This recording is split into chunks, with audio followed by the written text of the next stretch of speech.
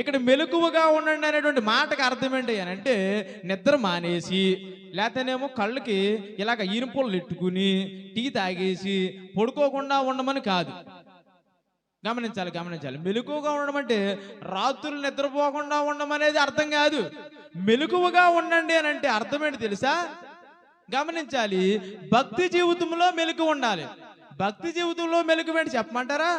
ఇప్పుడు మనం మెలకువగా ఉన్నామంటే అర్థం ఏంటి? మనకు అన్నీ తెలుస్తున్నాయి అనేటువంటిది అర్థం. ఇప్పుడు పడుకున్న ఓడికి చచ్చిపోయిన శవానికి తేడా ఏమనుందా?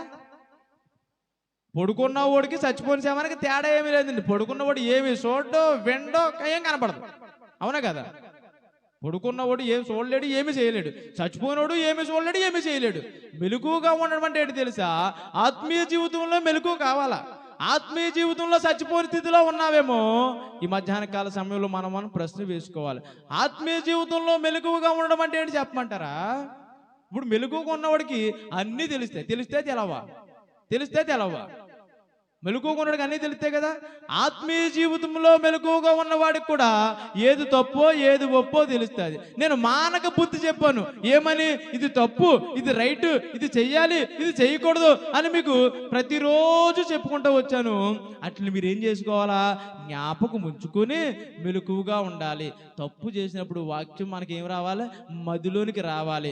ఆత్మీయ జీవితంలో మెలకువ కావాలి. అనుక్షణము కూడా ప్రభువుకు భయపడుతూ బ్రతకాలి. దేవునికి స్తోత్రాలు.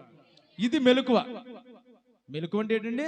పొద్దున్న లెగిసిన కాడి నుంచి రాత్రి పడుకునేంత వరకు కూడా మన యొక్క మాట మన యొక్క నడక, మన యొక్క తలంపులు, మన యొక్క ఆలోచనలు, మన యొక్క సమస్తము కూడా క్రీస్తు ఆధీనంలో ఉండాలి. అది ప్రభువు వారికి కావాల్సినటువంటి విషయం. దేవునికి స్తోత్ర.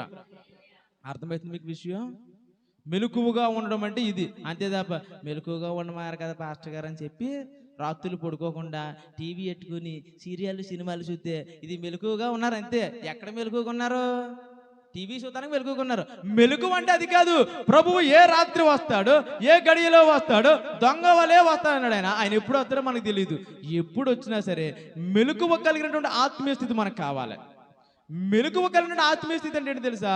ఈ రాత్రే ప్రభు యొక్క రాకడైతే ఎత్తబడేటువంటి గుంపులో మనము ఉందుముగాక. ఆమేన్. అది అసలు విషయం.